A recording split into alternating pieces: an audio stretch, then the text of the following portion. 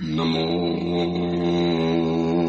वरियन्ताणां नमो सिद्धाणां नमो आयर्याणां नमो वज्रायाणां नमो लोये सव्वसावणां एषो पञ्च नमुकारो सव्वपावपणासनो मङ्गलानं च सौवेशिं बडमम वै मङ्गलम् मंगलम भगवान वीरो मंगलम गौतम प्रभु मंगलम स्थूलभद्राद्या जैन धर्मोस्तु मंगलम। प्रवचनનો વિષય છે પ્રશ્ન પૂછે ગૌતમ ગણધર અને ઉત્તર આપે વીર તીર્થંકર। કોઈ અજ્ઞાત અને અનામી કર્તાએ બનાવેલો 64 ગાથા અને 48 પ્રશ્ન ઉત્તરથી સુશોભિત આ ગૌતમ પૃચ્છા નામનો ગ્રંથ પરમાત્મા મહાવીર સમક્ષ ગુરુ ગૌતમ સ્વામીજીએ જે પ્રશ્નો રજૂ કર્યા અને એ પ્રશ્નોના પ્રત્યુત્તર રૂપે પરમાત્માએ જે વાતો બતાવી એ બધી જ વાતોનો સંગ્રહ આ એક નાનકડા ગ્રંથની અંદરમાં કરવામાં આવ્યો છે। માનવ જગતની અંદરમાં જન્મ લીધા પછી જે સમસ્યાઓ માણસને પીડી શકે અથવા તો જે વસ્તુઓ માણસને જોઈએ છે, સારી વસ્તુ જોઈએ છે અને ખરાબથી દૂર જવું છે, તો આ બધી જ વસ્તુ કેવી રીતે મળે, સારી વસ્તુ કેવી રીતે મળે અને ખરાબ વસ્તુ જીવનમાંથી કેવી રીતે હટે, આ બધા જ પ્રશ્નો અને જવાબો ભગવાન પાસેથી માંગ્યા। કારણ કે દુનિયામાં કોઈ પણ વસ્તુ કારણ વગર ક્યારે બનતી નથી, કંઈક તો કારણ હશે એટલે એ જીવનમાં સારું પણ આવ્યું, ખરાબ પણ આવ્યું। કેમ એક જ ઘરની અંદરમાં એક જ માતા પિતાના દીકરા એમાં કેટલો બધો ડિફરન્ટ હોય છે, એક સારો છે, એક કદાચ ખરાબ છે, એક હોશિયાર છે, એકની પાસે હોશિયારી ઓછી છે, એકની પાસે વધારે શ્રીમંતાઈ છે અને એ જ ભાઈ એક જ માતા પિતાથી જન્મેલો બીજો ભાઈ કદાચ સંપત્તિહીન બને છે, એકની યશ પતાકા ચારે કોર ફેલાય છે અને એકની કોઈ નામ પણ નથી જાણતું। તો આવું કેમ બન્યું, કેવી રીતે આવું બની શકે છે? કંઈક તો કારણ હશે। બસ આ કારણ ઉપર વિશ્વાસ બેસે, એ કારણની અંદરમાં કર્મ આવી શકે, એ કારણની અંદરમાં આપણી ભવિતવ્યતા આવી શકે, એ કારણની અંદરમાં આપણે ગત ભવની અંદરમાં જે પણ સારું અને ખરાબ કર્યું છે એ પણ આવી શકે। અને આ બધી જ વાતોને શ્રદ્ધાથી સ્વીકારવી પડશે। કારણ કે આજે ઘણા લોકોને એ વાત મગજમાં નથી બેસતી કે કોણ બધું કરતું હશે, એ લોકોને એમ જ છે બસ આપણે મહેનત કરીએ, આપણે દોડધામ કરીએ, આપણે વધુમાં વધુ સાહસ કરીએ, પરાક્રમ કરીએ, જેટલો વધુ સમય એ વસ્તુ પાછળ વાપરીએ એટલે વસ્તુ આપણને મળે છે। નો ડાઉટ પુરુષાર્થ કરવો જરૂરી છે, પણ પુરુષાર્થ કર્યા પછી અગર નસીબમાં લખેલું નહીં હોય, કર્મોમાં લખેલું નહીં હોય એનો મતલબ એ નથી કે નસીબના ભરોસે બેસી રહેવાનું। વાતને ઉલટી પકડવાની જરૂર નથી। પુરુષાર્થ કરવાનો, મહેનત કરવાની, સખત કોશિશ કરવાની, પરિશ્રમ કરવાનો, ભાગદોડ પણ તમારે યોગ્ય સમયે યોગ્ય રીતે કરવાની પણ જરૂરિયાત છે। આ બધું જ કર્યા પછી જો કઈ હાથમાં લાગતું ન હોય, कुछ भी प्राप्त नहीं होता है तो मानना पड़ेगा कि કંઈક એવું કર્મ છે કે જે મને આ બધી વસ્તુ પ્રાપ્ત કરતા અટકાવી શકે છે। બસ આ વસ્તુની અંદરમાં કર્મ આવી શકે, ભાગ્ય આવી શકે, આપણા ગત ભવની અંદરમાં કરેલા કોઈક એવા અંતરાય કર્મ આવી શકે। અને આ બધાના કારણ માગ્યા છે ભગવાન ગૌતમ સ્વામીજીએ પ્રભુ પાસેથી કે પ્રભુ આવું કેવી રીતે બને। કેટલાક પંડિતોને જોયા હશે, કેટલાક વિશિષ્ટ બુદ્ધિવાળા વ્યક્તિઓને જોયા હશે, કેટલાક હોશિયાર વ્યક્તિઓને જોયા હશે અને આ જોયા પછી એમના મનની અંદરમાં એક વિચાર આવ્યો કે આવા જીવો કેવી રીતે બન્યા હશે। સ્વયંને તો ખબર પડી ગઈ, સ્વયં તો પંડિત છે અને પોતે પાછા 14 પૂર્વના જ્ઞાની છે, પોતાને ખબર પડી ગઈ, પણ આ વાત જગતના લાખો કરોડો જીવો સુધી પહોંચાડવી હશે તો પ્રભુના શ્રી મુખેથી આ વાતને પ્રગટ કરાવવી પડશે। કારણ કે તીર્થંકર પરમાત્મા સમવસરણમાંથી આ વાતને જ્યારે રજૂ કરે એટલે ચારે કોર એ વાત ઓથેન્ટિક તરીકે, એકદમ સાયન્ટિફિક તરીકે સ્વીકાર્ય બની જાય। એટલા માટે 16મા નંબરની અંદરમાં પરમાત્માની સમક્ષ એમને એક સવાલ રજૂ કર્યો કે પરમાત્મા એવું કયું કર્મ છે કે જેનાથી જીવ પંડિત બને, વિશિષ્ટ બુદ્ધિનો માલિક બને અને પરમાત્માએ એમાં 3 રીઝન બતાવ્યા. એમાં પહેલા નંબરના રીઝનને આપણે છેલ્લા 2 દિવસથી વિસ્તારથી જોઈ રહેલા છીએ. જે વ્યક્તિ વૃદ્ધ અને વડીલજનોની સેવા કરે છે, ભક્તિ કરે છે, ભલે ઘરની અંદરમાં અત્યારે માતા પિતા કોઈ કામના નથી, એક અપેક્ષાએ જોઈએ તો અત્યારે એ ઘરની અંદરમાં એમનો 0% રોલ છે. એક સમય હતો જ્યારે પિતાજી યુવાન હતા, જ્યારે પિતાજી ઘરની અંદરમાં દોડધામ કરતા હતા. એક સમય એવો હતો કે જ્યારે પિતાજીના શરીરની અંદરમાં તાકાત હતી, ત્યારે પિતાજી બધું જ કરતા હતા. હવે કદાચ એ તાકાત નથી પિતાજી પાસે, એટલે ઘરના એક ખૂણાની અંદરમાં એ વયોવૃદ્ધ માતા અને પિતા બેઠેલા છે. એનો મતલબ એ નથી કે એ પિતાજી કશા કામના પણ નથી રહ્યા. એ પિતાજીના ઉપકાર, એ પિતાજીના આશીર્વાદથી ઘણું થઈ પણ શકે છે. એટલે ગુજરાતીનું એક વાક્ય યાદ રાખવા જેવું છે, અમુક સંબંધો કપાસના ફૂલ જેવા હોય છે. કપાસ એટલે રૂઈ, કાપૂસ. અમુક સંબંધો કપાસના ફૂલ જેવા હોય છે. ભલે સુગંધ ન આપતા હોય, પણ વસ્ત્ર બળીને આપણી ઇજ્જતને ઢાંકવાનું કામ કરતા હોય છે. ગુલાબમાંથી સુગંધ મળશે, ચંપામાંથી સુગંધ મળશે, મોગરામાંથી સુગંધ મળશે, રાત રાણીમાંથી સુગંધ મળશે, બીજા બધા ખુશ્બુદાર ફૂલોમાંથી આપણને સુવાસ મળવાની. પરંતુ કપાસનું ફૂલ તમે સૂંઘો, કોઈ પણ સુવાસ નહીં, સુવાસનું નામ નિશાન નથી. પરંતુ આ કપાસના ફૂલ પાસેથી ભલે સુવાસ નથી, એ ભલે સુગંધ નથી આપતા, ખુશ્બુ નથી આપતા, પણ એ વસ્ત્ર બળીને આપણી ઇજ્જતને ઢાંકવાનું કામ કરે છે. વયોવૃદ્ધ માતા પિતા ભલે ઘરમાં પૈસા કમાવતા નથી, ભલે ઘરની અંદરમાં રસોડા કિચનની અંદરમાં કશું કામ નથી કરાવી શકતા, છતાં પણ આ કપાસનું ફૂલ છે એ આપણી ઇજ્જતને વસ્ત્ર બની અને આપણી ઇજ્જતને ઢાંકવાનું કામ કરે છે. એમના આશીર્વાદ, એમની મૂંગી જે હૃદયની દુઆ, એ આપણને હૃદયની અંદરમાં એટલી બધી શાંતિ અને સ્વાતા પહોંચાડે છે. પાલીતાણાની અંદરમાં સ્થિરવાસ રહેલા કેટલાક સાધ્વીજી ભગવંતો છે. આ એક પ્રસંગ મેં હમણાં જાણ્યો. પાલીતાણાની અંદરમાં સ્થિરવાસ રહેલા કેટલાક સાધ્વીજી ભગવંતો છે. એમાંથી કેટલાક લાન છે, કેટલાક વયોવૃદ્ધ રહેલા છે. એમની સેવાની અંદરમાં એક યુવાન સાધ્વીજી ભગવન છે. અને એ સાધ્વીજી ભગવનને કોકે પૂછ્યું, સાહેબ આપ તો પાલીતાણાની અંદરમાં છો, આપને તો કેટલો બધો મજા આવતી હશે, રોજ આપને યાત્રા કરવાનો આનંદ મળતો હશે, કેટલી બધી આપણે 99 યાત્રાઓ પતી ગઈ હશે. હવે એ સાધ્વીજી ભગવંત યુવાન સાધ્વીજી છે, ભણેલા ગણેલા યુવાન સાધ્વીજી ભગવંતે દીક્ષા લીધેલી છે. ઉછળતો વૈરાગ્ય છે, એમનો વિવેક, એમનો વિનય, એમનું સમર્પણ અને એમની સમજદારી જોવા જેવી છે. સાધ્વીજી ભગવંતને જ્યારે આ સવાલ પૂછાયો કે આપ તો રોજ યાત્રા કરતા હશો, સાધ્વીજી ભગવંતે કીધું, પાછલા 13 વર્ષથી 13 વર્ષથી પાલીતાણાની અંદરમાં છું અને એક પણ યાત્રા શત્રુંજય તીર્થની કરી શકી નથી, ઉપર નથી જઈ શકી. તલેટીમાં જઈ સંતોષ માની લઉં છું, પણ સાહેબ 13 વર્ષથી પાલીતાણાની અંદરમાં છો અને આપે યાત્રા નથી કરી. સાધ્વીજી ભગવંત કે મારા માટે યાત્રા એટલે મારા વયોવૃદ્ધ સાધ્વીજી ભગવંતોની સેવા, જ્ઞાનની સેવા. અમે સ્થિરવાસ છીએ, ભલે યુવાન છું, પણ મારા ઉપકારી વડીલ ગુરુ ભગવંતો અત્યારે સ્થિરવાસ રહેલા છે. જંગામર ક્ષીણ થઈ ગયું છે, વિહાર થતો નથી. હવે યાત્રા કરવા જાઉં તો એમની સેવા ડિસ્ટર્બ થાય. સવારના પોરમાં હું જો ચાલી જાઉં તો એમનું પરિલેહન, એમનું પતિક્રમણ, એમની બીજી બધી વૈયાવચ, એમની નૌકાશી વગેરે લાવવાની. મેં નક્કી કર્યું છે કે જ્યાં સુધી આ વડીલજનોની સેવા નથી ત્યાં સુધી ભલે યાત્રા નહીં થાય તો ચાલશે, પરંતુ મારે મારા વડીલોની સેવા કરવી છે. વિચારજો, 13 વર્ષથી પાલીતાણાની અંદરમાં રહ્યા પછી પણ શત્રુંજય તીર્થની યાત્રાને ગૌણ કરી છે, માત્ર પોતાના વડીલ સાધ્વીજી ભગવંતની સેવા માટે. શું પુણ્ય બાંધવ્યું હશે, શું વૈયાવચ દ્વારા અપ્રતિપાતી પુણ્ય પેદા કર્યું હશે. આવી જ રીતે ડબલ ગ્રેજ્યુએટ એક યુવાન સાધ્વીજી ભગવંત મળેલા પાલીતાણાની અંદરમાં. ડબલ ગ્રેજ્યુએટ, ઇંગ્લિશ મોફાટ બોલી શકે, એટલા બધા એજ્યુકેટેડ, એટલા બધા ભણેલા, ડબલ ડિગ્રી લીધેલા સાધ્વીજી ભગવંત હતા. અને મેં જોયું, વંદન કરવા માટે આવે ત્યારે જોયું તો વયોવૃદ્ધ સાધ્વીજી ભગવંતોની અંદર માત્ર યુવાન સાધ્વીજી એક જ હતા.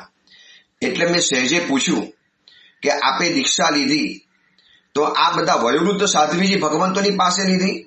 સહેજે કોઈ પણ વ્યક્તિ વિચારે કે યુવાન સાધ્વીજી હોય, આપણી સમાન ઉંમરવાળા હોય, યુવાન હોય ત્યાં દીક્ષા લઈએ, આપે આ બધા વડીલોની પાસે દીક્ષા કેમ લીધી?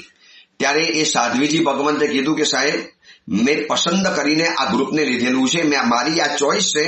મારી ભાવના હતી કે સંયમ જીવન સ્વીકાર્યા પછી વૈયાવચના ક્ષેત્રમાં આગળ વધવું છે અને આ વડીલ વયોવૃદ્ધ સાધ્વીજી ભગવંતોની સેવા કરવાનો મોકો મને મળે એટલા માટે સ્પેશિયલી મેં આમની સેવા માટે અહીંયા ચાતુર્માસ કરેલું છે. બસ આ વડીલ સાધ્વીજી ભગવંતોની સેવાનો મોકો મને કેવી રીતે મળે? માત્ર એમની સેવા માટે, એમની સેવાનો મને લાભ મળે એટલા માટે. વિચારજો, ડબલ ગ્રેજ્યુએટ છે, યુવાન છે, અને છતાં પણ પોતાની આખી યુવાની એ સાધ્વીજી ભગવંત, વયોવૃદ્ધ સાધ્વીજી ભગવંતોની સેવાની અંદરમાં આપી દેવા તૈયાર થઈ ચુક્યા. બસ આ પરમાત્મા કહે છે કે આવી જ વ્યક્તિઓ આવનારા ભવની અંદરમાં પંડિત સુધી પહોંચે છે, વિશિષ્ટ બુદ્ધિ પ્રતિભાના માલિક બને છે, વિશિષ્ટ પ્રજ્ઞાના માલિક બને છે, જીવનમાં વિશિષ્ટ પ્રકારની પ્રજ્ઞા જીવનમાં પ્રાપ્ત થાય છે. ચલો આ ચેપ્ટરને આપણે બહુ વિસ્તારથી જોયું. એટલે ગઈકાલે મેં તમને કીધેલું હતું એવી રીતે આજુબાજુની અંદરમાં કોઈ પણ વયોવૃદ્ધ સાધ્વીજી ભગવંત દેખાય, સૌથી પહેલા સેવા માટે દોડી જજો. કોઈ પણ વયોવૃદ્ધ વડીલ સાધુ ભગવંત દેખાય, સૌ પ્રથમ એમની સેવા અને વૈયાવચ કરજો. એમના જે આશીર્વાદ મળશે ને એ આશીર્વાદ ડબલ કામ કરી દેવાના છે.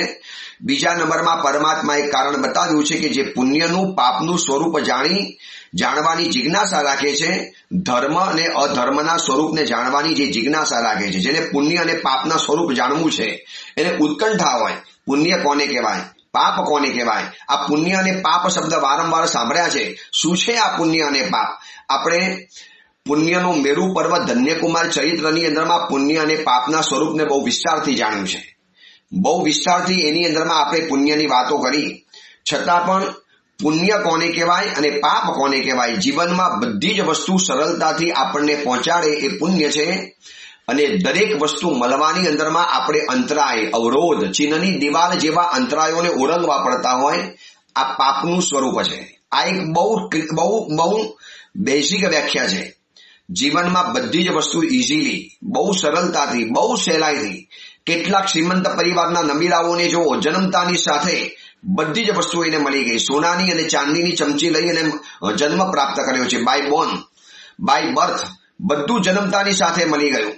તો કેમ મળી ગયું? બસ કોઈ ભાવમાં પુણ્ય કર્યું છે માટે મળ્યું છે. આ પુણ્ય અને પાપને જાણવાની જેને જિજ્ઞાસા થાય. આ જિજ્ઞાસા કોને થાય? જેને શ્રદ્ધા હોય મગજમાં પુણ્ય અને પાપ તત્વને જે માનતો હોય. તો જે પુણ્ય અને પાપને માનવા તૈયાર નથી, જે એમ કહી દે હું પુણ્ય પાપને માનતો નથી, બસ આ ભવની અંદરમાં મજા કરો અને જિંદગીને પૂરી કરી નાખો, તો એ કદાચ છે ને મિથ્યાત્વના ઉદયની અંદરમાં વાસિત થઈ અને આવનારા ભવની અંદરમાં મંદ બુદ્ધિ બની શકે છે. પરમાત્માએ બીજા નંબરના કારણમાં બતાવ્યું છે જે પુણ્ય અને પાપનું સ્વરૂપ જાણવાની જિજ્ઞાસા રાખે. ધર્મ કોને કહેવાય, અધર્મ કોને કહેવાય, પુણ્ય કોને કહેવાય, પાપ કોને કહેવાય. પુણ્ય અને પાપને એકવાર જાણી લે પછી પુણ્ય વધારવાનું મન થાય અને પાપને ઘટાડવાનું મન થાય. જ્યારે ખબર પડે કે પુણ્યથી જ બધી વસ્તુઓ મળવાની છે, સંપૂર્ણ ઇન્દ્રિય પણ, પછી શરીર સારું મળે, અનુકૂળતા મળે, સંબંધો સારા મળે, સારા વસ્ત્ર અને સારા ભોજન મળે. આ બધું જ પુણ્ય આપે છે. પુણ્યને તમે ભાગ્ય કહો, ડેસ્ટિની કહો, કે નસીબ કહો, મુકદ્દર કહો, કે ભાગ્યના લેખ કહો, કે લલાટ કહો, જે પણ નામ તમે આપો એ આપી શકો છો. એને પુણ્ય કહેવાય છે. ગત ભવની અંદરમાં કરેલું પુણ્ય આ ભવની અંદરમાં આપણને સાથ આપી, સતત સાથ આપી, બધી જગ્યાએ આપણને સફળતા આપે, સન્માન આપે, સગવડ આપે. સતત જ્યાં પણ જઈએ ત્યાં આપણને બધી જ અનુકૂળતા અને ફેસિલિટી ઊભી કરી આપે. આ પુણ્યનું સ્વરૂપ છે. હવે આવું પુણ્ય કેવી રીતે મળે? પરમાત્માની પૂજાથી, સુપાત દાન દ્વારા, કોઈની ઉપર પરોપકાર કરવા દ્વારા, કોઈ વ્યક્તિઓનું પેટ ભરવા દ્વારા, અનુકંપા દાન કરવા દ્વારા, એ વ્યક્તિને જીવનની અંદરમાં સહાય અને સાથ પુરાવા દ્વારા, એ વ્યક્તિની જીવનની જે જરૂરિયાત છે એને પરિપૂર્ણ કરવા દ્વારા, જે વ્યક્તિઓ જીવનમાં ગરીબ છે, જે વ્યક્તિઓ જીવનમાં વંચિત રહી ગયેલી છે, ગયા ભવના પાપ કર્મના ઉદયના કારણે આ ભવની અંદરમાં જે પણ વ્યક્તિને કઈ પણ વસ્તુઓનું ઉણપ આવી ગઈ છે એને તમે સહાય કરો, એને તમે સાથ પહોંચાડો, તમે એને વસ્તુઓ આપો, સુપાત દાન કરો, પરમાત્માની ભક્તિ કરો, વિશિષ્ટ પ્રકારના જિનાલય અને જીન મંદિરો બનાવો, ઉપધાન વગેરે કરાવો, શરીફાની સંગ કરાવડાવો. જેટલા પણ સુકૃતો અને સત્કાર્યો કરીએ, જેટલા પણ સારા અને આચાર અને વિચારો કરીએ, એના દ્વારા પુણ્ય કર્મ બંધાતું જાય છે. અને આ પુણ્ય કર્મ એ જ ધર્મ તત્વ તરફ આગળ લઈ જશે અને પાપ તત્વ એ આપણને અધર્મ તરફ આગળ લઈ જશે. આને જાણવાની જે વ્યક્તિને જિજ્ઞાસા હોય, વર્તમાન સમયની અંદરમાં એવા પણ યુવક યુવતીઓ છે, એવા પણ લોકો છે કે જે લોકોને આપણે પુણ્ય અને પાપની વાતો કરીએ તો ના પાડી દે, સાહેબ હું નથી માનતો. પુણ્ય અને પાપ કોને જોયું છે? કોણ બતાવવા માટે ગયું? ભાઈ કોણ બતાવવા માટે ગયું એ તારો જો સવાલ હોય તો આ દુનિયામાં ઘણી વસ્તુ તે નથી જોઈ છતાં પણ તું માનવા તૈયાર છે. કોણે કીધું કે આ તારા માતા પિતા છે? ડીએનએ ટેસ્ટ કરાવ્યો? તમે કોઈ પ્રૂફ પુરાવો છે તમારી પાસે? એડોપ્ટ પણ કરેલો હોય? કોઈએ તને એમને ભેટમાં તારા માતા પિતાને આપી દીધો હોય? બની પણ શકે છે. બધી જ વસ્તુઓ લોજિકલી માનવાની અંદરમાં જશો તો બહુ લાંબો પંથ કાપવો પડશે. મારા પરમાત્માએ કીધું માટે હું પુણ્ય તત્વને માનું છું. અને નહીં માનવાથી ભર બપોરે ભૂવડ એમ કહી દે કે મેં સૂર્ય કો નહીં માનતા હું, તો સૂર્યનું કઈ અસ્તિત્વ ખતમ નથી થવાનું. સૂર્ય તો એની રીતે ચમકવાનો છે, સૂર્યાસ્ત સુધી સૂર્ય એવી રીતે રહેવાનો છે. એમ કોઈ પણ વ્યક્તિ એમ કહી દે કે હું આ ચીજને માનતો નથી, હું આ ચીજને મને આ ચીજ પસંદ નથી. ભાઈ તમારી પસંદ ન પસંદથી આ દુનિયાની અંદરમાં કોઈ પણ વસ્તુ બનવાની નથી. જે થવાનું છે એ થવાનું છે, એ વાતને સ્વીકારવી જ પડશે. તો આવી જિજ્ઞાસા જેના મનમાં પેદા થાય એવા પણ હોય છે વ્યક્તિઓ આવે પૂછવા માટે, સાહેબ આ પુણ્ય અને પાપનું સ્વરૂપ થોડું સમજાવશો, થોડુંક અમારે જાણવું છે. થોડી જિજ્ઞાસા થઈ છે. આ જિજ્ઞાસા થઈ છે એ બતાવે છે કે આવનારા ભવની અંદરમાં તમારા પ્રજ્ઞાના કમલો ખુલવાના છે. તમને આવી વસ્તુઓને શોધવાનું મન તો થયું, આવી વસ્તુઓની નિકટની અંદરમાં જવાનું તો મન થયું. ચલો આ બીજા નંબરનું કારણ બતાવ્યું. અને ત્રીજા નંબરની અંદરમાં વિશિષ્ટ પંડિત બનવાનું જે ત્રીજા નંબરનું પરમાત્માએ કારણ બતાવ્યું છે, એમાં વાત બતાવી છે કે સૂત જ્ઞાન અને ગુરુની જે ભક્તિ કરે છે, જે સૂત જ્ઞાનની ભક્તિ કરે છે અને ગુરુની ભક્તિ કરે છે, આ રીઝન પહેલા પણ પરમાત્માએ એકવાર બતાવ્યું છે.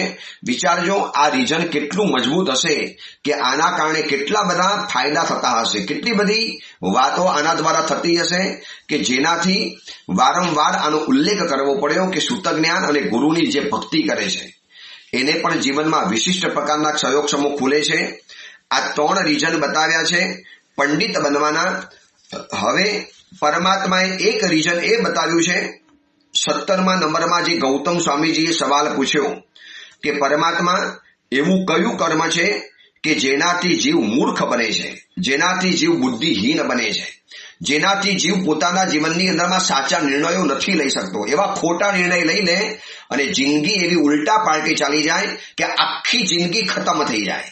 આ શ્રદ્ધા વાલકર જેવી દીકરીઓ કેવી મૂર્ખામી ભર્યા નિર્ણયો લઈ લીધા અને કેવા વિધર્મીઓની સાથે પોતાની જિંદગીના તાર જોડી દીધા. માતા પિતાએ પગે પડીને સમજાવી, માતા પિતાએ વારંવાર સમજાવ્યા હોય એવા પણ દીકરા દીકરીઓ છે વર્તમાન સમયની અંદરમાં. માતા પિતા કહે છે બેટા અમારી અનુભવની આંખોથી કહીએ છીએ આ રસ્તો ખોટો છે, તમારે આ નથી કરવા જેવું, આ વ્યક્તિ ખોટી છે અથવા તો આ રસ્તો ખોટો છે અથવા તમારી આ લાઈન ખોટી છે, તમારી આ પદ્ધતિ ખોટી છે. બેટા આવી રીતે આગળ ન વધી શકાય. જિંદગીની અંદરમાં એક આગળ વધવાનો રસ્તો અલગ છે, આવી રીતે શોર્ટકટમાં આગળ ન વધી શકાય. પરંતુ એ વાત માનવા તૈયાર ન થાય. માતા પિતાની સાચી સલાહ, સચોટ સલાહ, સુંદર સલાહ, સોનેરી સલાહ, સમયસર સલાહ, સુંદર સલાહ હતી, પરંતુ એ વાત એ માનવા તૈયાર ન થયા. કેમ ન થયા? બસ એક મૂર્ખપણું. આવું મૂર્ખપણું કેમ આવી જાય? ભણેલા ગણેલા પણ વ્યક્તિઓ મૂર્ખ હોઈ શકે છે. વર્તમાન સમયમાં ભણેલી ગણેલી દીકરીઓ, એજ્યુકેટેડ દીકરીઓ કેમ વિધર્મીઓના મોહપાશની અંદરમાં ફસાઈ જાય છે? કેમ વિધર્મીઓની લવ જેહાદની જારની અંદરમાં ફસાઈ જાય છે? કેમ વિચારી ન શકે કે મારો ધર્મ ક્યાં, મારું કુલ ક્યાં, મારી ખાનદાની ક્યાં, મારી પરંપરા ક્યાં, મારો ધર્મ ક્યાં, મારા આચાર અને વિચાર ક્યાં, મારા શરીરની અંદરમાં કોનું ખૂન વહે છે, મારા માતા પિતાનો ઉપકાર ખરો કે નહીં? 25 વર્ષ સુધી માતા પિતાએ મને મોટી કરી અને માતા પિતાને બે ધડક છોડીને જો હું ચાલી જતી હોઉં તો મારી જીવનની અંદરમાં ધૂળ પડી ગઈ. આવો છે ને મૂર્ખામી ભર્યો નિર્ણય કરનારા છે વર્તમાન સમયની અંદરમાં. આર્થિક ક્ષેત્રે અથવા તો કોઈ પણ સંબંધોના ક્ષેત્રે એવો નિર્ણય કરી નાખે મૂર્ખામી ભર્યો કે એનો આખો નિર્ણય જિંદગી ભર માટે એને પસ્તાવાનો વારો કરાવ્યો. દુર્યોધનને યાદ કરો, એને કેવા ખોટા નિર્ણયો કરી અને જીતની બાજી હારની અંદરમાં ફેરવી નાખી. બસ 5 પાંડવોને ખતમ કરીશ, નહીં જીવવાનું આ ધરતી ઉપર. શ્રી કૃષ્ણ જેવા ભગવાન સમજાવવા માટે ગયા, દુર્યોધન દોષ જરા સમજી જા, પાંડવોને હું સમજાવી દઈશ. વરના જો યુદ્ધે ચડ્યો તો તારું બધું તારા જ બની જશે, રાજ તો છોડ તું તારા જ બની જઈશ. પરંતુ મૂર્ખો હતો, નિર્ણય ન કરી શક્યો, કોઈની સાચી સલાહને માની ન શક્યો. મૂર્ખ કોને કહેવાય? સાચી વ્યક્તિની સાચા સમયે મળેલી સલાહને જે સ્વીકારી ન શકે એ મૂર્ખ છે. અરે તમને નસીબ હતું કે તમને સાચા સમયની અંદરમાં કોઈ વ્યક્તિ સાચી સલાહ આપવા માટે ગયા, છતાંય તમે ઠુકરાવી દીધી, વાત માનવા તૈયાર ન થયા. વિષ્ટિ કરવા માટે શ્રી કૃષ્ણ ભગવાન દુર્યોધનની સભાની અંદરમાં સામે ચડીને ગયા છે, છતાંય શ્રી કૃષ્ણ ભગવાનનું અપમાન કરી નાખ્યું. શેના માટે આવ્યા છો? કહી દો 5 પાંડવોને 100ના અગ્રભાગ જેટલી પણ જગ્યા નહીં મળે, જે જોઈએ આવી જાય યુદ્ધ મેદાનની અંદરમાં. શ્રી કૃષ્ણ ભગવાન કહે છે કે દુર્યોધન, આ તારી દુર્બુદ્ધિ બોલે છે, આ તારી મૂર્ખામી બોલી રહેલી છે. ધૃતરાષ્ટ્રને કીધું, સમજાવો આ તમારા દીકરાને, ખતમ થઈ જશે 100 ભાઈઓની સાથે, તમે તારા જ બની જવાના. પરંતુ એ પણ પુત્રના મોહની અંદરમાં અંધ હતા. ભીષ્મ પિતામાં કહી શકતા નતા. દ્રોણાચાર્ય અને કૃપાચાર્ય પણ બધા મૌન બની ગયેલા હતા. છેલ્લે કર્ણને કીધું, કર્ણ તું અધર્મના પક્ષની અંદરમાં છે, વિનાશ પામીશ. તું 5 પાંડવોનો મોટો ભાઈ છે, હું તને સમજાવીને તને 5 પાંડવોનું જ્યેષ્ઠ બનાવી દઈશ, તને બધી જ વસ્તુઓ મળશે. 5 પાંડવોની સાથે આવી જા, આ દુર્યોધનનો પક્ષ નહીં લે. પરંતુ એ પણ નિર્ણય ન કરી શકે. વિચારો, કર્ણ જેવો કર્ણ, મહાન કર્ણ, એ પણ પોતાના જીવનમાં આવો નિર્ણય ન કરી શક્યો, મૂર્ખામી કરી બેઠો. અને એવી મૂર્ખામી કરી બેઠી કે ઇતિહાસની અંદરમાં એક કાળું કલંક લાગી ગયું છે કર્ણના માથા ઉપર. યુધિષ્ઠિરનો પણ મોટો ભાઈ, 5 પાંડવોનો એક ભાઈ હતો. કુંવારી અવસ્થાની અંદરમાં કુંતા માતાએ ભલે જન્મ આપી દીધેલો હતો, પછી તો સ્વીકારવા તૈયાર હતા. અરે એને ફગાવી દેવું જોઈએ, પણ નહીં, મારી ફ્રેન્ડશીપ, મારી મિત્રાચારી, આવી કેટલીક ખોટી શરમના કારણે કેટલા યુવાન દીકરા દીકરીઓ ખોટા રસ્તે આગળ વધતા જાય છે. મારા મિત્રોને ખરાબ લાગશે, પછી મને સર્કલમાંથી કાઢી મૂકશે, પછી અમારું જે ગ્રુપ બન્યું છે ને ગ્રુપમાંથી મને આઉટ કરી નાખશે, પછી મને ગ્રુપમાંથી બહાર કાઢી મૂકશે. આજે કેટલાય દીકરા દીકરીઓને હું જાણું છું, યુવાન છોકરા છોકરીઓને, કે જે લોકોને શરાબ પીવો નથી, પાર્ટીઓમાં જવું નથી, આવી ક્લબની અંદરમાં જવું નથી, એવી અત્યાચાર કે વ્યભિચાર વાળી જગ્યાઓની અંદરમાં એ લોકોને જવું નથી. પછી પૂછું, કેમ જાઓ છો? સાહેબ, હવે ગ્રુપ છે, અમારે ગ્રુપ તો જોઈએ, ગ્રુપ વગર એકલા કેવી રીતે રહેવાનું? અમે ગ્રુપની અંદરમાં જો હું નહીં કરું ને તો બધા મને કહેશે, લો હવે આ ગ્રુપમાં આપણો કામનો નથી, અને ગ્રુપમાંથી કાઢી મૂકો. આ વ્યક્તિ ગ્રુપમાં ન હોઈ શકે, આપણે કરીએ બધું જ એને સાથે કરવાનું. પછી એને બધું જ કરવાની અંદરમાં બધું જ આવે, વ્યભિચાર પણ આવે, શરાબ પણ આવે, પાર્ટીઓ પણ આવે, રેવ પાર્ટી પણ આવે, અને શનિ રવિ માથેરાન મહાબલેશ્વર લોનાવાલા જઈ અને બધા જ પ્રકારના સાથે વ્યસનોનું સેવન કરવાની અંદરમાં આવે. ત્યારે એવા સમયની અંદરમાં કહેવાનું કે દોસ્ત, તું પણ કર્ણ જેવી ભૂલ કરે છે. કર્ણએ આ જ ભૂલ કરી. એને ભગવાનને કીધું, શ્રી કૃષ્ણ ભગવાનને, પ્રભુ તમારી બધી વાત સમજુ છું, પરંતુ મેં મારા મિત્રને પ્રોમિસ આપ્યું છે. અરે યાર, આવું પ્રોમિસ ન અપાય. આવનારા સમયની અંદરમાં તારા માથે કલંક લગાશે. કહી દે, તમે અત્યાચારી છો, અનાચારી છો. ભર સભાની અંદરમાં જે કોઈ કુલવાન સ્ત્રીના વસ્ત્ર ઉતારવા તૈયાર થાય, શું તેનો સાથ આપીશ? સાહેબ, બસ વચનથી બંધાયેલો છું, પ્રોમિસ આપેલું છે. આવા છે ને આ બધા મૂર્ખામી ભર્યા નિર્ણયો જૂના સમયમાં નહીં, આજના સમયમાં પણ થાય છે. પોતાના પરિવારનો બિઝનેસ હોય, પોતાના પરિવારનો સુંદર મજાનો ધંધો ચાલતો હોય, પિતાજીએ જમી જમાવેલી 2-4 દુકાનો રહેલી હોય, અને દીકરાને મૂર્ખામી એવી સૂજે, નહીં પપ્પા, મારે તો લોયર બનવું છે, મારે તો સીએ બનવું છે, મારે તો એન્જિનિયર બનવું છે, મારે તો કોઈ કંપનીની અંદરમાં સીએસ બનવું છે. બેટા, તું સીએસ બનીને ત્યાં નોકરી અને ગુલામી કરીશ, અહીંયા આપણી દુકાન ધમધોકાર ચાલે છે. આવી જા, બેસી જા દુકાનની અંદરમાં, મારે બીજા બહારના માણસો રાખવા પડે છે. બેટા, તું ત્યાં વર્ષે જેટલું કમાશે ને એટલું આપણે મહિનાની અંદરમાં કમાઈએ છીએ. છતાં પણ દીકરો ન માને, અને પિતાજીને છેલ્લે ધંધો વાઇન્ડ અપ કરવો પડે છે, અને આ દીકરો મહિને 5 લાખ 10 લાખ કમાઈને ખુશ થતો હોય છે. અહીંયા મહિનાની અંદરમાં, વર્ષની અંદરમાં જેટલી કમાણી થાય એટલી કદાચ કમાણી એને 10 વર્ષે પણ નથી થવાની.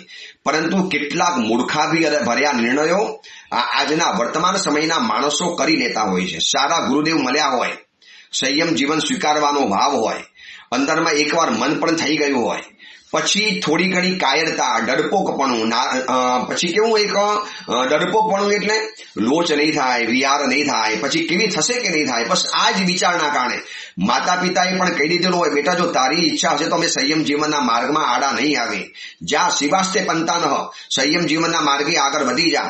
આવું માતા પિતાએ આશીર્વાદ સાથે કીધેલું હોય, પણ ઓલો દીકરો ડરી જાય, ડરપોક બની જાય. બસ આ પરમાત્મા ગૌતમ સ્વામીજી પ્રભુને આ સવાલ પૂછે છે કે પ્રભુ, એવું કયું કર્મ છે કે જીવને આવી મૂર્ખામી ભર્યા નિર્ણયો લેવડાવે? જીવને મૂર્ખ કોણ બનાવે છે? પંડિત એ છે સમયસર જે નિર્ણય લઈ લે, ઝડપથી નિર્ણય લઈ લે, આ પંડિત કહેવાય. પરંતુ પોતાની જિંદગીની બાબતનો નિર્ણય લેવામાં જે થાપ ખાઈ જાય, નિર્ણય લઈ ન શકે, અથવા તો મૂર્ખામી એવી છે કે અન્ય વ્યક્તિઓનો દોરવણીથી એ દોરવાઈ જાય, અન્ય વ્યક્તિઓ કાનમાં જે પણ વાત નાખે એને સ્વીકારી લે. એવા કેટલાય પતિઓ છે, એવા કેટલાય માતા પિતાઓ છે, એવા કેટલાય દીકરા દીકરીઓ છે, એવા કેટલા સમણી ભગવંતો છે, એવા કેટલાય ટ્રસ્ટીઓ છે કે ખોટા નિર્ણય લેવાના કારણે જિંદગીની અંદરમાંથી હાથ ધોવા પડ્યા, બિલકુલ ગયા હાથમાંથી. તમે જોજો રાજકારણમાં પણ આવું ઘણીવાર બનતું હોય છે.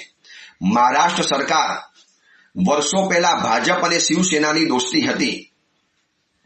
હવે શું કર્યું, શિવસેનાને એક મહત્વાકાંક્ષા જાગી, અથવા તો કોકે એને કાનમાં ભંભેરણી કરી હશે અને 3 જણાએ ભેગા થઈ, કોંગ્રેસ, આ બાજુ બીજી એક પાર્ટી અને શિવસેનાએ ભેગા થઈને સરકાર તો બનાવી નાખી. ત્રણેયની અલગ વિચારધારા, ત્રણેયની અલગ મંતવ્યો. અને બાલ ઠાકરે જે પિતાજી કહીને ગયા હતા કે આપણે હિન્દુત્વને પકડીને રાખવાનું, માત્ર એક સત્તા મેળવવાના કારણે ઉદ્ધવ ઠાકરેએ એક મૂર્ખ જેવો જે નિર્ણય કર્યો, આ જો આપણને આંખની સામે દેખાય છે. આ નિર્ણય કરવાના કારણે સત્તા તો હાથની અંદરમાંથી ગઈ, શિવસેનાના 2 ટુકડા પડી ગયા, જેના પિતાજીએ પરસેવો પાડીને, શું બાલ ઠાકરે સાહેબનું નામ હતું, સમગ્ર મહારાષ્ટ્ર એમની એક અવાજથી ધ્રુજી ઉઠતું હતું. એવો એક વાઘ જેવો માણસ હતો. અને આ માણસ આજે બકરી જેવો કેમ બની ગયો? ખોટા નિર્ણયના કારણે, મૂર્ખામીના કારણે.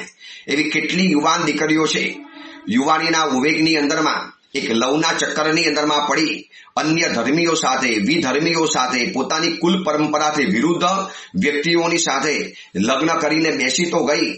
મને પણ એવી કન્યાઓ પછી મળી છે જે રડે છે, પછતાય છે કે સાહેબ ખોટું કર્યું, આવું નતું કરવા જેવું, આ મારે નતું કરવા જેવું, પણ સાહેબ થઈ ગયું એ સમયની અંદરમાં. ગુરુદેવ આપ લોકોને ચેતવો, સમજાવો, અમારા દ્રષ્ટાંતી લોકોને સમજાવો.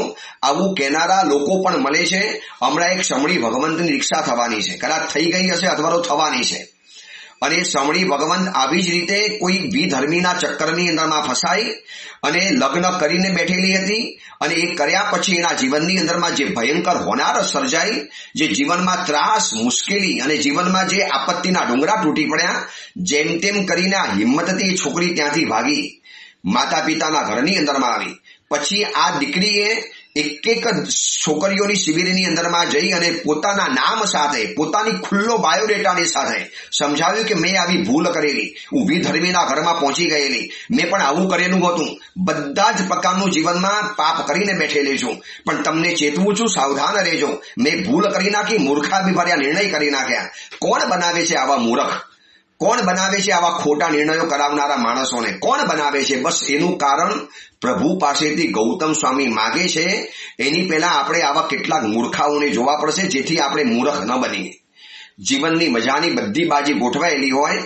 આ સમણી ભગવાન જે અત્યારે દીક્ષા લેવાના છે, આ દીક્ષાથી મુકશું, એ અત્યારે એક પ્રવચનોની સભાની અંદરમાં જઈને પોતાની વાત રજૂ કરે છે ખુલ્લેઆમ. સમણી બનવાની છું, પણ આવી ભૂલો જીવનમાં કરેલી હતી. હવે દીક્ષા લેવાના છે અને દીક્ષા લઈ અને ગામે ગામ જ્યારે શિબિરો કરશે ત્યારે કેટલી દીકરીઓને પતિબોધ કરશે. એક વ્યક્તિની મૂર્ખામી કેટલીક વ્યક્તિઓને મૂર્ખામી કરતા અટકાવી શકશે જો આ કદાચ વાતો ગામે ગામ રજૂ કરે તો. પણ આવા તો કિસ્સા રોજ બરોજ બને છે, રોજ બરોજ. કોઈ ગયા મરાઠીમાં, કોઈ ગયા સિંધીમાં, કોઈ ગયા પંજાબીમાં, કોઈએ તો વધુ મૂર્ખામી કરી અને વિધર્મીઓમાં ચાલી ગયા, મોગલોમાં ચાલી ગયા, મુસ્લિમોમાં ચાલી ગયા. શું પણ આ મૂર્ખામી એને જીવનમાં કેટલી બધી ભારે પડવાની છે, કેટલી ભારે પડવાની. આવી રીતે દીકરાઓ પોતાના પિતાનો બિઝનેસ જામેલો હોય એને છોડી અને આવા ચક્કરની અંદરમાં જાય. મારો પેલો મિત્ર ગયો, મારી પેલી ગર્લફ્રેન્ડ ગઈ, મારો પેલા બોયફ્રેન્ડને આવી રીતે લાઈન પકડી, ચલો હું પણ એ લાઈનની અંદરમાં જાઉં. અને ટૂંકી બુદ્ધિવાળા મિત્રો ખાલી ચડાવી દે, બેટા દુકાનમાં બેસી શું કરશે, આવી જા કોર્પોરેટ વર્લ્ડની અંદરમાં, શનિ રવિના વીકેન્ડમાં જલસા કરવાના, મજા કરવાની, દુકાનમાં કોઈ વીકેન્ડ નહીં બને, મજૂરી કરવાની છે. પણ યાર તું એમાં માલિક બનતો હતો, તું બોસ બનતો હતો, આમાં તારે કોકની ગુલામી કરવાની, સમયસર પહોંચી જવાનું. અહીંયા પપ્પા બીમાર હોય તો પણ ઓલાને કોર્પોરેટ વર્લ્ડની ઓફિસની અંદરમાં જવું પડે છે. આવું જોયું છે. ઘરમાં પત્ની બીમાર છે, પત્ની કે પ્લીઝ આજે ન જાઉં ને, મને તમારી જરૂરિયાત છે, તમે ઘરમાં રહો ને, મને એકલી ડર લાગે છે, હું આટલી બધી બીમાર છું, શરીરમાં તાવ આવે છે. ઓલો બોસને ફોન કરે કે સાहब मेरी वाइफ आज बहुत बीमार है, बहुत कमजोर है, वो चाहती है कि मैं घर पर रहूं. देखो वो चाहती है घर पर है तो कायम घर पे ही रह जाओ. यहाँ मत आइए, नौकरी छोड़ दो, આવી સીધી ધમકીની વાત કરવાની અને ઓલો પત્નીને રડતી મૂકીને રડતી આંખે ઓલો જાય. ઓફિસમાં કામ કરતા કરતા પ્યારી પત્ની યાદ આવ્યા કરે, પત્ની બચારી હિજડાયા કરે, દિવસભર એકલા રહેવાનું. છોકરાઓને, નાના છોકરાઓને બેબી સીટરમાં મૂકી અને મમ્મીઓ જોબ કરવાની અંદરમાં જાય છે. પણ શું જરૂર છે?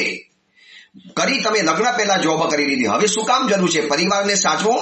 આ દીકરો તમારી મોટી જોબ છે, બેબી સીટરમાં છોકરાઓને મૂકી તમે જોબ કરવા ચાલ્યા જાઓ. દીકરાઓને શું થાય? મારી મમ્મી મને છોડીને ચાલી ગઈ.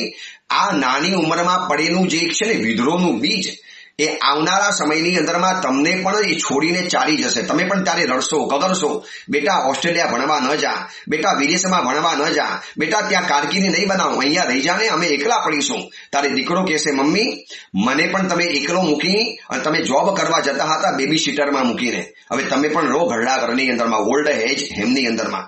પિતા આ છે ને બધું જ સામે આવશે. આ બધી જ મૂર્ખાવી ભર્યા નિર્ણયો છે. આ નિર્ણય કોણ કરાવડાવે છે? કેમ જીવને આવું થાય છે? મૂર્ખાવી ભર્યું નિર્ણયો જીવનમાં કોણ કરાવડાવે છે? ભણેલા ગણેલા, એજ્યુકેટેડ, હોશિયાર, સારા ખાનદાન કુટુંબની અંદરમાં જન્મેલા, ઉત્તમ પરિવારની અંદરમાં જન્મ પામેલા એવા પણ દીકરા દીકરીઓ આવી મૂર્ખામીના કારણે બધી જ બાજીને ધૂળ ધાણી કરી નાખે છે. પિતાના બિઝનેસને ચોપડ કરી નાખે છે. એક ખોટો નિર્ણય એવો કર્યો, ખોટું સાહસ કરવાની અંદરમાં ગયા અને પિતાજીની વર્ષોની જે શાખ, વર્ષોની એક પિતાજીની ઇમેજ હતી. જોઈ લો ઉદ્ધવ ઠાકરેને આંખ સામે દેખાય છે. સત્તા તો ગઈ, શિવસેનાના 2 ટુકડા થઈ ગયા. હવે એના પિતાજીની જે શિવસેના હતી એનું સિમ્બોલ પણ ગયું, એનું કદાચ નામો નિશાન પણ મટી જશે. કેમ આવું થયું? એક મૂર્ખાવી ભર્યો નિર્ણય. કોઈએ ખોટી સલાહ આપી દીધી. એટલે કોકની ખોટી સલાહથી દોરવાઈ જનારા મૂર્ખ છે. સમયસર નિર્ણય ન કરી શકે એ મૂર્ખ છે. પોતાની લાઈફનું ફ્યુચર વિચારી ન શકે એ મૂર્ખ છે. માત્ર ટૂંકો લાભ જોયો, ટૂંકી નજરમાંથી ટૂંકો લાભ જોઈ લીધો. આવા ટૂંકા લાભ ન જોવાય, લાંબા ગાળાના ફાયદા જોવાના હોય. ભલે શરૂઆતમાં નુકસાન હોય પણ પાછળથી ફાયદો હોય તો એ વસ્તુના આ ક્ષેત્રે આગળ વધાય.